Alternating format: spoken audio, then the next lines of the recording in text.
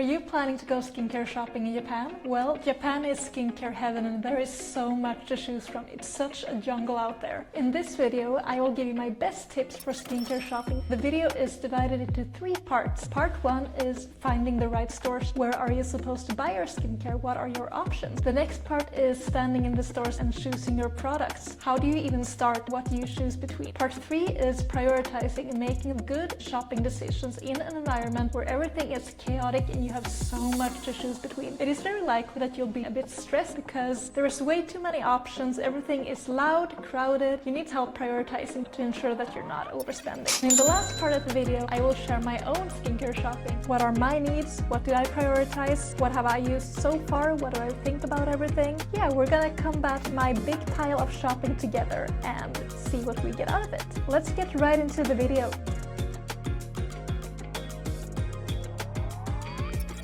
Part 1, finding the stores, because without that there's no shopping, right? So my favorite stores for shopping skincare in Japan is 1, Don Quijote. Super busy, super loud, but it is a must-do experience in Japan and they have so much in there. It will be a fantastic time finding new things, prioritizing hard, avoiding pushy staff. You will literally spend hours combing around everything, but you'll be very tired at the end. The next store is Matsumoto Kiyoshi, and this is my personal favorite because it's a lot calmer in terms of experience as opposed to Don Quijote, and the prices are a little bit lower too, so that's great. But it is more like a typical European Western drugstore. You have a lot of options, it is nicely organized and smooth experience. You'll find a lot of the products I mentioned here. You can easily rack up to those 5,500 yen, so you get tax-free too. I have talked more about tax-free and maximizing the tax-free benefits in my other Japan shopping video, so after this video make sure to watch that one as well. Next we got an option that is only existent in the big cities, and this is Cosme. It is kind of like a Sephora but Japan style, so you have Western brands, you have Japanese brands, and then you have perfumes. At least that's the case in the Tokyo Harajuku store, which is their main flagship. They have stores in Osaka as well, but other than that I am not sure, but make sure to visit when you are in Tokyo. And also another favorite of mine, which is Tokyo specific.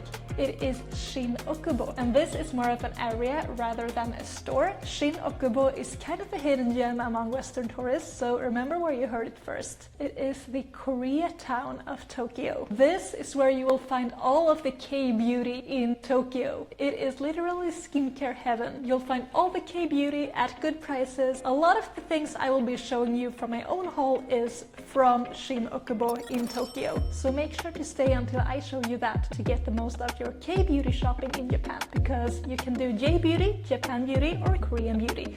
They are a little bit different but also a bit similar. Japanese skincare is generally more gentle, whereas the Korean version is more harsh, and they're also more popular from a global point of view. They target things a little bit differently, but I like both personally. And also there are of course a lot more high-end options in Japan. Places that I just mentioned are a bit more across the spectrum in terms of drugstore versus high-end. If you're specifically targeting high-end brands, you will have more luck in department stores and specific skincare stores that are catering to that particular brand. This video is more for the drugstore lower end spectrum because that is where I personally shop, and I don't believe skincare should be costing that much because you're mostly paying for marketing. A few products that I think are personally worth it are a little bit higher end, but mostly drugstore. Japan may be skincare paradise, but it is also a super overwhelming experience if you haven't been before and if you don't know specifically what you are looking for. So here are a few tips to prioritize, avoid overspending, and navigate the abundance of products that you will see. First of all, don't spend more than you would for similar products at home. Even if you fall in love with these products, you will not be able to entertain that habit after coming home because you cannot simply repurchase whenever you run out. Think about what really suits you and your budget.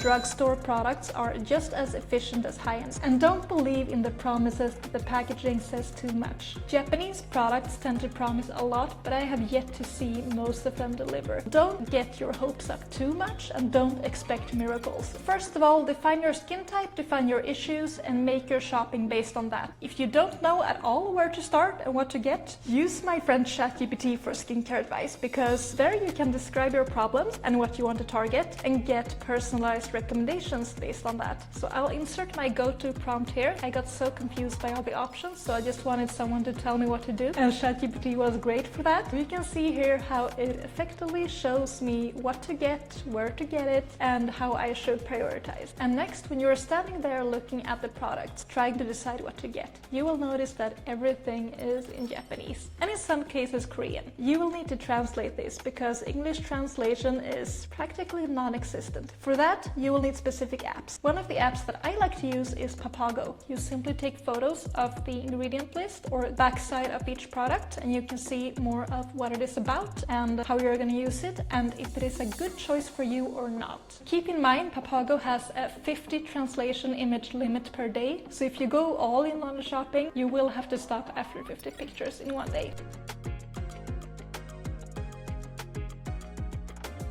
Okay, so it is already time for part 4, which is my own skincare shopping in Japan. So I focused mostly on things that I don't already have too much of. I got a few toners, which is called lotion in Japanese. Keep note of that because it will be confusing if you don't know that. I also got a lot of eye cream, serum, moisturizer, sunscreen. Sunscreens are great in Japan, so prioritize getting a lot of those. Generally, I focus on items that I tend to run out of that I will need to repurchase regardless. And I skip items and categories already taking up space at home. Most of what I've got is drugstore items. A few are on the slightly more expensive side. Mostly like Laneige, which is a nice K-beauty brand I really enjoy, so I stocked up on a lot of those products as well. It is about 70% J-beauty and 30% K-beauty, so I have mixed it up a little bit, but you can find a lot of K-beauty in Japan as well, so don't limit yourself to Japanese brands, because there's really a lot that you can get in Japan that you can't get at reasonable prices in the Western world. And the order that I will be mentioning these products in and listing them is in the order that you would put them on your skin. So I will start with toners, move on to moisturizers, serum, masks, etc. So toner is the product you use right after cleansing your skin. You use this to restore the pH levels and prep your skin for moisturizer. ChatGPT and I have discussed this a lot. Chat has said that I should be using moisturizing toners mostly because otherwise it will dry out my skin and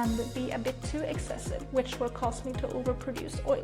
As for toner, the first one that I got is the Hada Labo Gokujun Premium Moisturizing Toner. It contains 8 types of hyaluronic acid, which is very moisturizing. I specifically looked for hyaluronic acid products because I know that they work well on my skin. It is also supposed to improve plumpness and elasticity, and overall a great moisturizing toner at a very affordable price. This is good for dry and dehydrated skin. My skin is more of the oily type, but a lot of sources say that I should still use a lot of moisturizing products to avoid excessively producing oils. The next product is the very famous Milano CC Brightening Lotion. This is another drugstore favorite, and this is more of a vitamin C product, which is targeting hyperpigmentation, sunspots, and freckles, and evens out and brightens your skin tone. It's also supposed to target pores and make them less visible. Another viral product that I got after seeing it way too many times is the Hatamugi toner. It is a lightweight, soothing toner that is good for moisturizing the skin, and it is also good for oily skin seeking light hydration. And last but not least, we got a Korean item. This time when we were in Japan, Toridan was everywhere in the skincare sections. Top shelf priority all the time. I bet that they paid a lot for that placement. I thought that the ingredients, a lot of hyaluronic acids in this one as well, were suitable for my skin type. The prices were good, and it just seemed like a very good value product, high quality as well. So this is the Toridan Dive-In Toner. I will open it for you so you can see what it looks like. It is a moisturizing toner, so it preps your skin for stronger items such as retinol serums, because with retinol you need to moisturize as well to prep your skin for it and to balance it out, because it is slightly drying with retinol products. This is what I will be using to balance it out, along with moisturizers of course.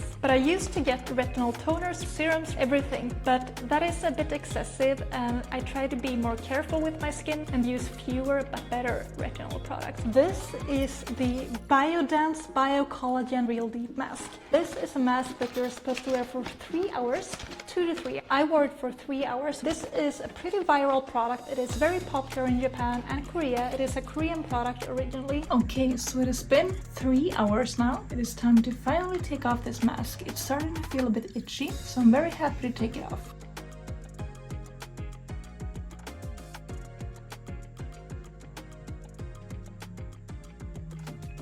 So how does the skin feel? It feels very plump, very soft, and overall a lot nicer than it felt before. So we will see if this has any lasting effect or if it's gonna go away after a face wash or two. I'm not that impressed with it. There was not much of a difference despite having it on my skin for 3 hours straight. I mean, it was not that comfortable to wear it for 3 hours. It was kind of inconvenient. You have to kind of plan around. It honestly did not do much for me. Maybe my skin was a little bit nicer when I'd just taken it off, but the next day it was just the same thing again. Like, it looked the same way as it always does, so no real lasting effects. Maybe if I start using it weekly or something, it will make a difference. It is also a bit pricier than all of the other masks that I will show you, but so far I don't really think it's worth it despite the hype. Next we got another viral mask. This is the Yellow Vitamin Boost Clear Turn Face Mask. It is one of the most popular masks in Japan, and this one is set to promise the equivalent of 8 hours of sleep within 8 minutes of usage. It contains vitamin C, retinol and niacinamide, all good ingredients for dull, tired-looking skin, and it locks in moisture as well and keeps your skin plump, smooth, and gives a healthy glow as well. The 8 hours effect is supposed to cause a little bit more radiance, help spots fade away, and improve your skin's texture. Then we got another Clear Turn face mask. This one is more focused on repairing your skin from not sleeping enough, not taking care of yourself, and stress. And it is supposed to hydrate and recover your skin from everyday life. It is also supposed to be good after exfoliation or retinol usage to make your skin feel moist and nice again. If you damage your skin, you stress yourself out, or if you go through like 10 hours of flying, for instance, put on one of these and see what it does. Next, we got one of the most viral masks in Japan. I saw this everywhere and I have heard great things about it. I saw someone on TikTok saying she used this every day for 10 days straight, and people started complimenting her skin because it looked so much nicer after her using it for an extended period of time. So far, I have only used it once and did not notice much of a difference. I've also seen people say that this is overhyped and doesn't really make any difference. Next, we got one single-use moisturizing mask from Mediheal, a Korean brand. I got this in Koreatown in Tokyo, along with this one, which is essentially the same thing, but it has more of a collagen focus. This one is also supposed to strengthen the moisture barrier and contains hyaluronic acid and retinol, my go-to ingredients that I always look for. As for more single-use masks, I got this one, which is the Dr. G Red Blemish Cool Soothing Mask. The Dr. G brand is very popular in Korea, and this particular Dr. G Red Blemish series is very popular in Japan particularly. I was intrigued to try this one out. This is a cool soothing mask. It is supposed to lock in moisture, soothe sensitive skin, and also minimize redness. This one also contains hyaluronic acid, and it is especially good for sensitive or irritated skin. Next, we got the Milano CC Premium Mask. And the Milano CC series is something you're already familiar with because I recently showed you the toner. This is supposed to have a brightening effect, contains loads of vitamin C. It targets hyperpigmentation, post-acne marks, and uneven skin tone related issues. It is also supposed to minimize pores and be very moisturizing. Then we got Quality First masks. The Derma Laser Quality First Super Retinol 100 Plus Glutathione masks. One of the most popular masks in Japan. They have this version that is golden from the same brand that is even more popular. I'm gonna try that next time, but this is more focused on the retinol. And retinol is good for anti-aging and it boosts your collagen production. I have already tried this once. You're supposed to use it at night during 3 minutes straight, and it is supposed to do wonders for your skin. I am actually not very impressed. I did not notice any difference in my skin after using it. I think 3 minutes is a very small time to get the most possible use out of a mask, and I am a bit skeptical towards getting this to work in the span of 3 minutes. Next we got the Innisfree Cica Retinol Repair Mask, and this is a very popular Korean brand, and this is also a retinol mask. So this one has retinol, Cica, BHA and panthenol, which is supposed to target acne scars and redness. It is supposed to be very gentle, and it is suitable for acne prone and sensitive skin. This is another viral Japanese product, the Lululu Moist Mask, and this one is supposed to give you a lot of that additional moisture that you may need. It is a Japanese staple for dry skin, and you get 7 masks inside of this multi-pack. It is very affordable and easy to use, and is suitable for daily moisturization. I am a bit too low maintenance to use masks daily, but if you want to do that and if you want to provide extra care for your skin, this is a suitable option. Last but not least, we got more of the Toridan masks. This is also the Dive In series, which contains a lot of hyaluronic acid and moisturizing ingredients. We decided to also invest in the sheet masks, so we got 2 packages of these. They look like this inside. So far my fiance is the only one who has used them. He used one of them last week and he was very happy with it. I thought his skin was still slightly dry after using it, but he is more of a dry skin type, so it is likely that this was just not enough for his skin, or that he needs to use it more frequently. And then we got another type of mask here, which is one of my personal favorites. This is the Laneige Water Sleeping Mask. It is a hydrating mask and a famous product in Korea that you put on in the evening and you rinse off in the morning, so you keep it on for 8 hours straight. And it is very nice for moisturizing the skin. I actually think this makes a huge difference to my skin quality. If I put it on at night and rinse it off in the morning, I feel that my skin is noticeably smoother, looks nicer, feels softer after I've used it. So it is one of those few masks that I feel actually make a difference for me, and I would definitely recommend it. This is also supposed to brighten the skin and strengthen the skin barrier, which is really good. It is also a lightweight gel texture, which is especially suitable for oily skin types since it is not too heavy on your skin. I think my skin feels nicer and a lot bouncier in the morning after I've used this, and it also feels perfectly moist. And then we got the very same brand. I saw that they had launched this bouncy and firm sleeping mask. This one has more of a target towards anti-aging and collagen production. This one contains a lot of peptides and hydrating agents. It is supposed to plump, hydrate and glow your skin, and it contains peony and collagen complex. And I managed to get 2 of these. One of my pro tips for shopping skincare in Japan is to keep track of what you have already bought, because if you're there for like 3 weeks or so, it is easy to by week 3 forget what you got during week 1. So keep track of what you're actually getting so you don't buy too much.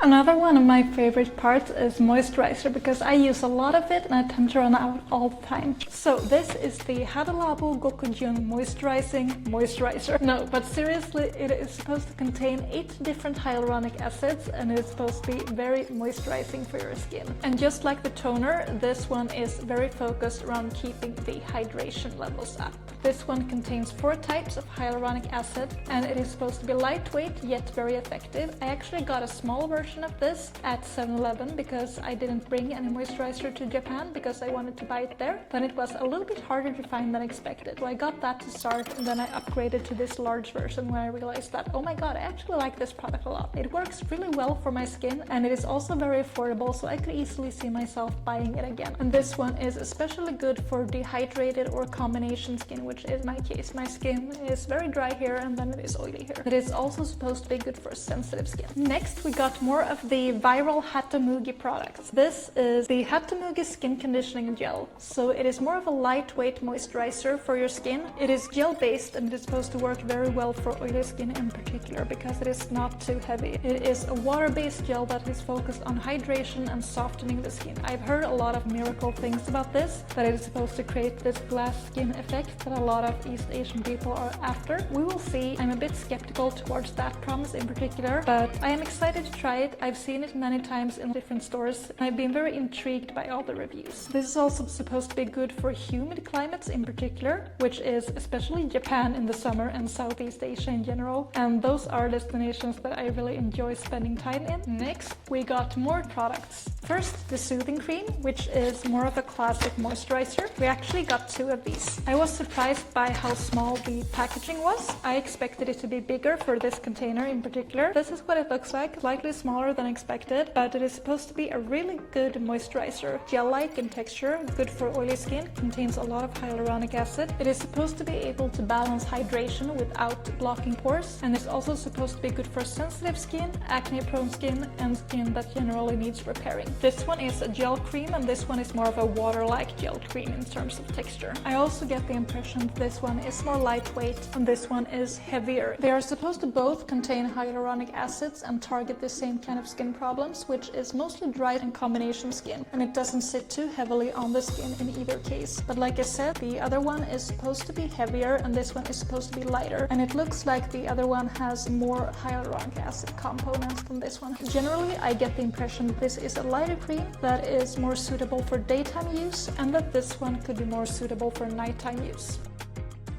Up next we got Serums, which is generally more concentrated, something that you use prior to locking everything in with a moisturizer. So this was a little bit opposite in terms of order. I'm sorry for that. But yes, as for serums, we got a lot here. Next we got the Dermalaser Retinol plus Niacinamide kit. And this is essentially a retinol and niacinamide serum, which is the product I purchased. As an add-on, you got this Quality First Super VC100 Super Delivery Mask. And if you remember the red mask that I previously showed you, the retinol one, this is from the same brand, but this is really famous and has gone really viral recently. It is a bestseller at Cosme, and I'm not sure why I didn't get this before. I was probably overwhelmed by all the other options. I probably didn't even notice this one, but I'm really excited to try this and see if it lives up to the hype. Next we got the Hadabise Wrinkle Care Serum, another anti-wrinkle product. This is supposed to reduce fine lines and boost elasticity, and it uses retinol and collagen boosting ingredients. It is also supposed to be very moisturizing. Something that I find hard with these is that sometimes they are targeted towards more mature skin. It is essentially a wrinkle care serum rather than wrinkle prevention, so it may be more targeted towards people in their 40s, 50s, 60s. Next we got the Vitano C Vitamin C Concentrated Serum, another Don Quijote product. All products mentioned are from Don Quijote, Matsumoto Kiyoshi, or Cosme. This is essentially a brightening serum with a high dose of vitamin C that is supposed to help with dullness and pigmentation issues, so it specifically targets sunspots and uneven skin tone. I've been recommended a lot of vitamin C products for pore care and for minimizing the appearance of pores, and also for reducing acne scars. I hope that this one will be very suitable in my case as well. Next we got the Cosrx Korean brand this time. It is one of my favorite Korean brands. This is the 6-peptide skin booster and vitamin C 23 super vitamin E and hyaluronic acid serum. This one is supposed to improve your skin condition and even out the skin tone. Next, we got more of the Toridan Dive-In series. This is the Dive-In serum, which contains a lot of hyaluronic acid. It is a low molecular hyaluronic acid serum, so it would be good for moisturization. It is supposed to plump the skin and reduce tightness, and it contains 5D hyaluronic acid, especially good for dehydrated and sensitive skin types. Next, we got another addition in the Bouncy and Firm serum. So this goes very well with the night mask that I just showed you. Essentially, it is a collagen boosting serum. It is supposed to include retinol as well. It is supposed to be plump, firming, and smoothing, and it's supposed to include peony and collagen complex and peptides as well. So essentially it is a firming serum product that is also supposed to add a lot of moisture to your skin. I used it for the first time last night, and I really enjoyed the texture of it as it got onto my skin. I haven't seen any lasting effects yet, but I'm very excited to see if it is worth repurchasing, as it is a slightly more expensive product. And we also got this. This is one of my favorite Cosrx retinol products. It is a Super Vitamin E plus Squalane Retinol Serum. It is supposed to provide firmness and smoothen the skin and improve the radiance. It is essentially a high concentration retinol serum to use on your skin prior to moisturizing it. Not every day, but a few times a week, since retinol is quite strong and heavy on the skin, and the 0.5 mark is actually the level and strength of retinol, and this is a high strength retinol product. It is especially good at targeting acne, fine lines, and texture refinement. This is one of those products that should be eased into your skincare routine gradually, so start by using it once a week, then twice a week, and maybe at most 3 times a week. So increase the usage gradually. So first of all, we got the Anti-Signal Premium Eye Cream Wrinkle Hunter. This one has quite a long name, I know. It is essentially a targeted anti-aging eye cream. I got it at Don Quixote. It is supposed to target deeper set wrinkles and is supposed to be good for mature skin, and it is also targeting people who have visible signs of aging around the eyes. It is also supposed to include retinol and all those other good things that will help you with your anti-aging. Next, we got this eye cream, which is the Sauna eye cream. One of the most viral Japanese eye creams, supposed to be very good for moisturization, and I've actually used it once. I wasn't too impressed with it. It was good for being an eye cream, but I didn't notice any miracles. It was quite moisturizing and felt good on the skin. It is supposed to be focusing on moisturization and aging, but it's not as heavy as the one I previously showed you. It is supposed to be very gentle and nourishing and good for beginners when it comes to eye care. Next, we got the Cozy Clear Turn Repair Eye Cream, which is the eye cream version of those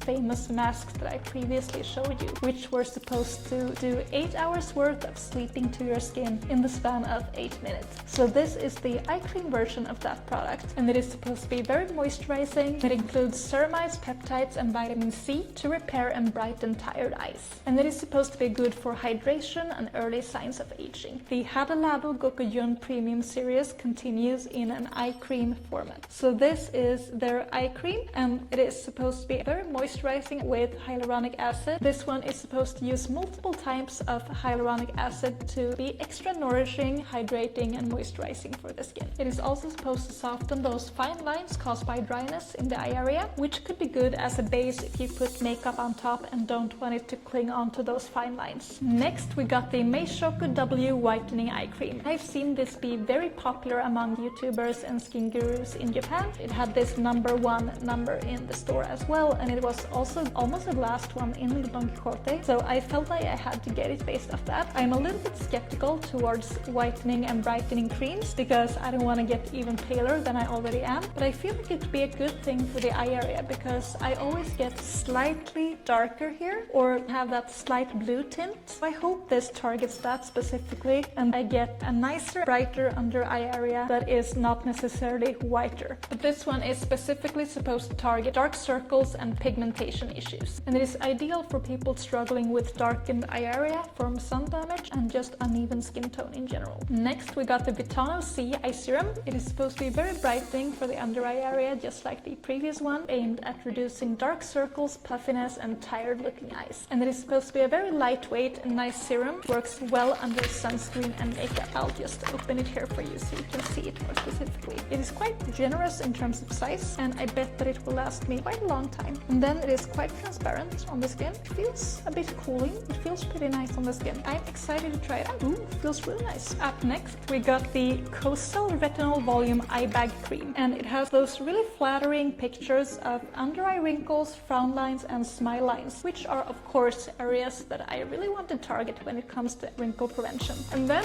we got this Hydrogel Eye Mask, which is a retinol mask that you're supposed to wear here in the under eye area for 20 minutes, and it's supposed to boost your collagen production. You can also use these in the smile line area. I haven't tried it yet, but I used it in the under eye area last night. The under eye area did feel quite dry afterwards, which is supposed to be a good sign of retinol products actually working. So I did compensate with a bit of moisturizer, and now I feel really good about it. Next, we got the Meishoku Pint Up Eye Serum, and this is more of those semi-makeup products. You're supposed to put this on the under eye area, and it is supposed to somehow pin the skin in a way that reduces under eye wrinkles. I've used similar products before. I can't say they have really helped. I did read a lot of promising things when I translated this in the store, or if it is just like the previous one that I've used, which did create a funny random texture here, and it felt a bit strange smiling with it on, and it didn't really help with the actual problems. I'm a bit skeptical, but I'm still excited to see what this can do for me. It is time for the very last sections, and we got 2 categories left. One is the random other category with items that I really couldn't fit in anywhere else, and then we got the sunscreen category, which I have saved for last. The first product that I have here are pore strips. I got 2 packages from Matsumoto Kiyoshi and then one from Biore. I really enjoy using pore strips. I've heard mixed things about whether they are good for your skin, but I do feel like they are the only product that actually get